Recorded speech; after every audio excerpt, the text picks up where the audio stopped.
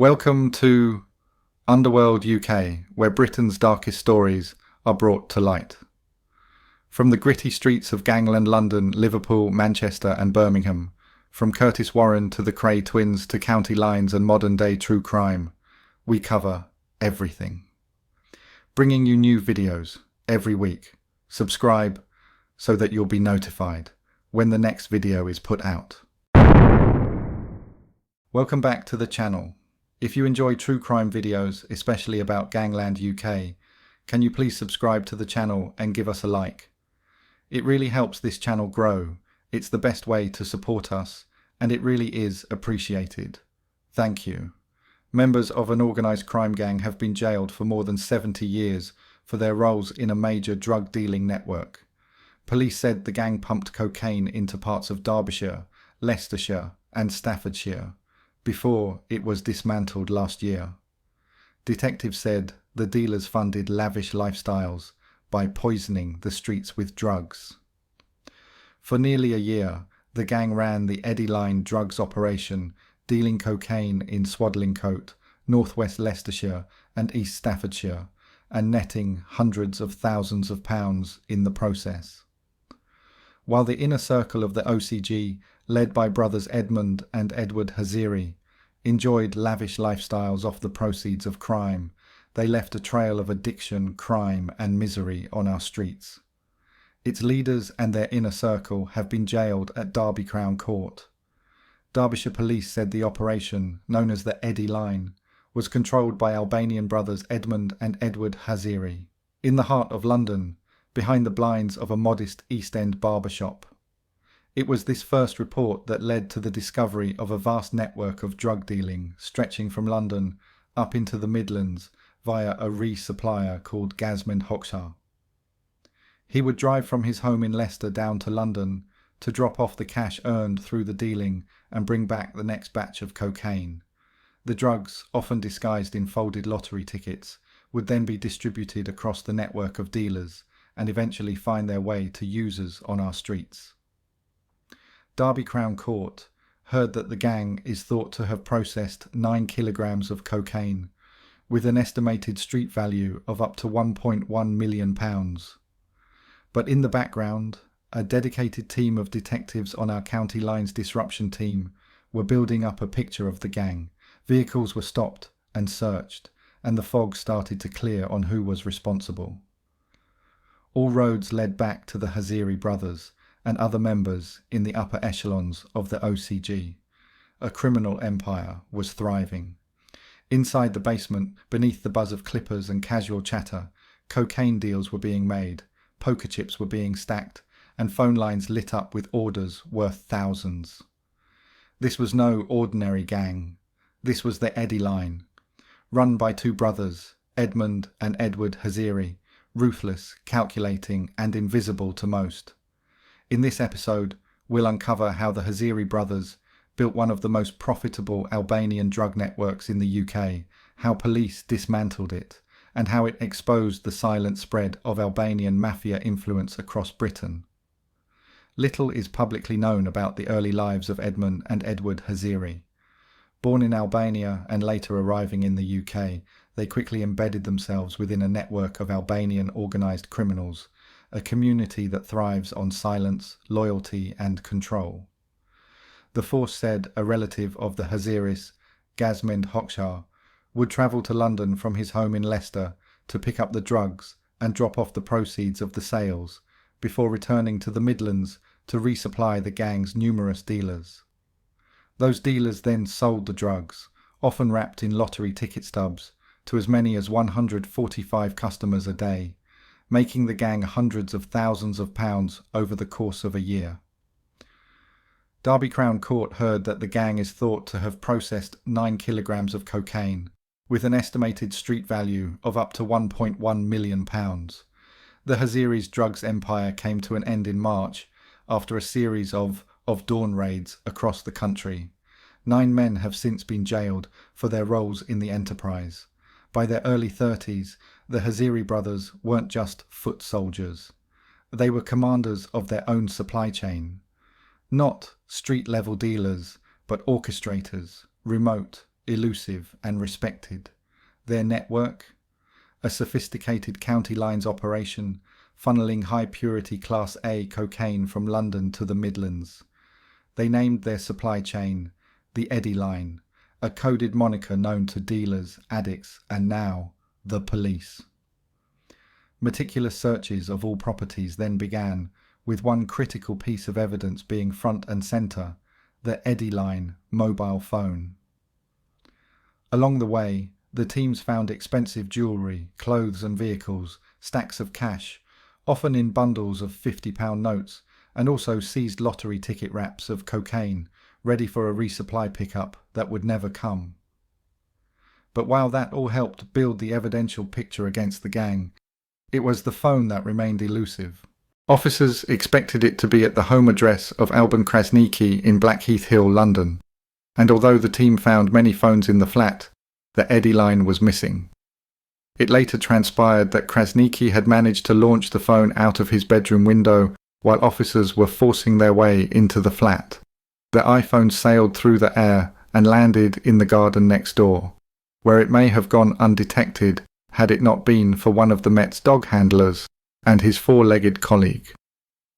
Critical evidence of the gang's activities lay hidden in the phones, protected by a 6-digit security code set by Krasniqi. To get to it, detectives needed to figure out the passcode, but only had a finite number of attempts.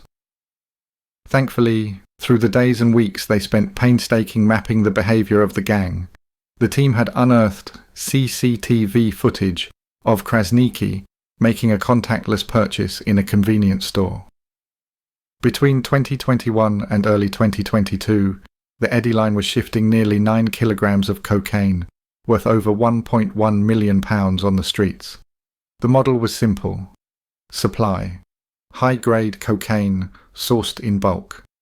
Delivery: runners and couriers dispatched to Swadlincote, Derby, Leicester.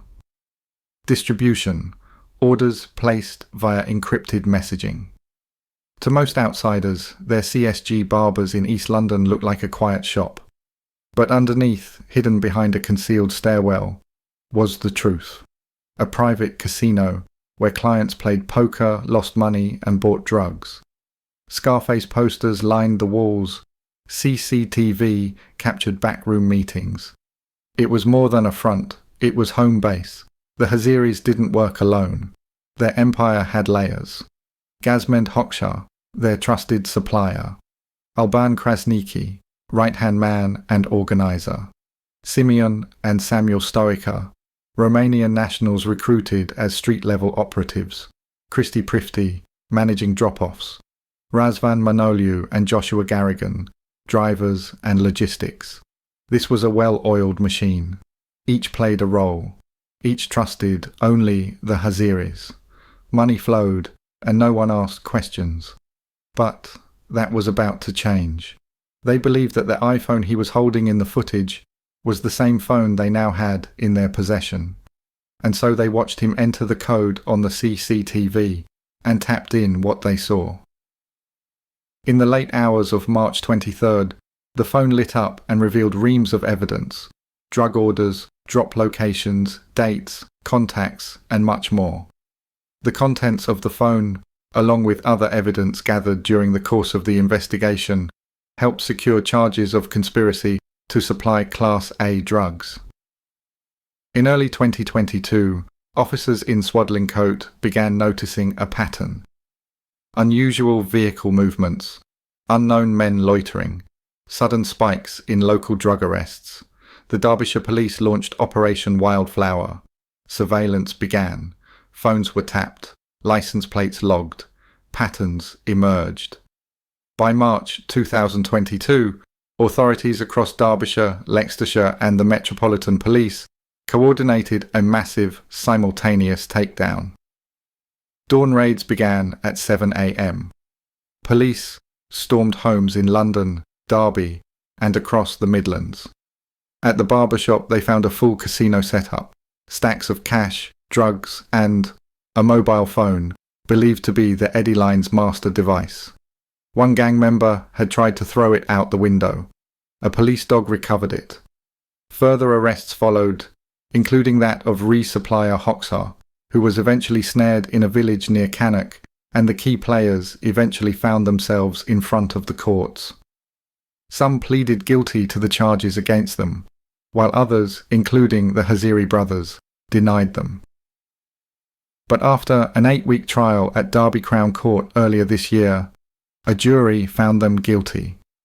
On Friday, November 17th, the penultimate gang member, dealer Razvan Manoliu, was sentenced.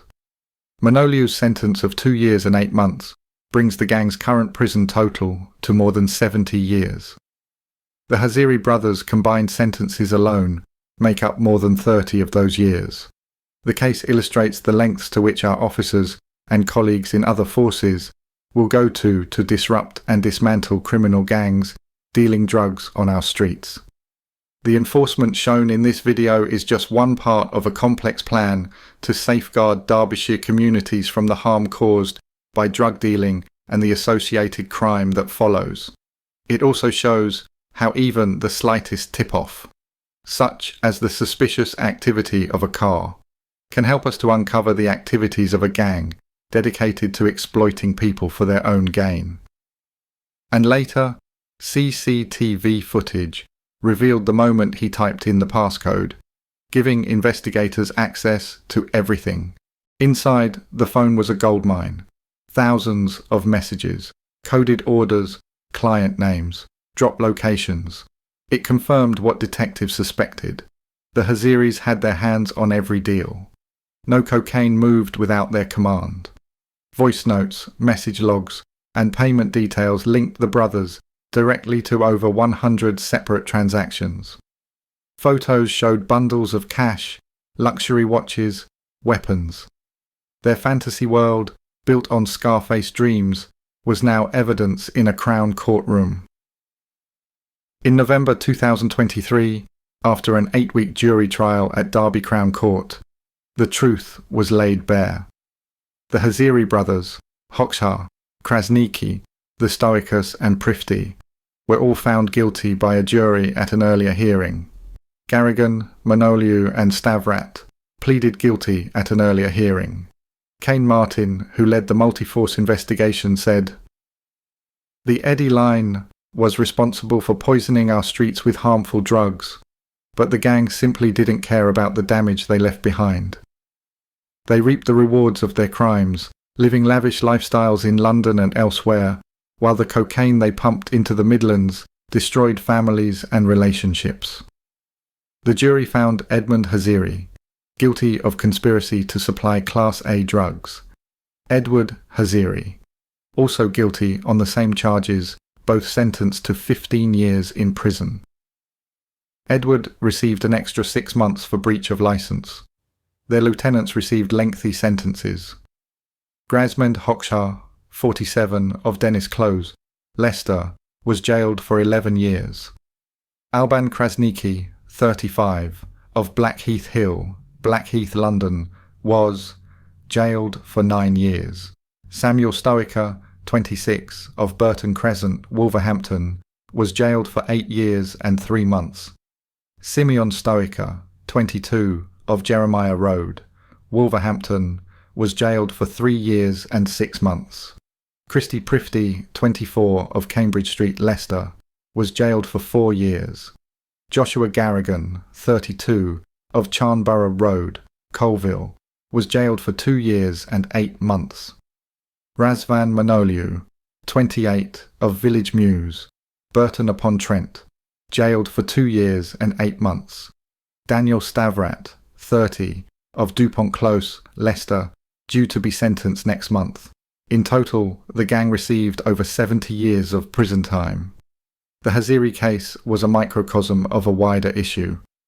Across Britain, Albanian Mafia networks have quietly grown. Often low profile, but ultra-organised. They dominate cocaine distribution in many UK cities. They operate with precision, secrecy and global connections. From Ecuador to London, from Naples to Birmingham, they're connected with cartels, human traffickers and money launderers. Experts warn, what we've seen with the Haziri brothers is just one of dozens of similar gangs operating in the shadows. The barbershop is quiet now. The poker tables are gone. The Eddie line is dead. But the cocaine market isn't. The demand remains. And as one gang falls, another rises to take its place. The Haziri brothers wanted to be kings, but in the end, they were caught in the same trap as so many before them. Their ambition outpaced their secrecy, and now they serve time. As their empire turns to dust,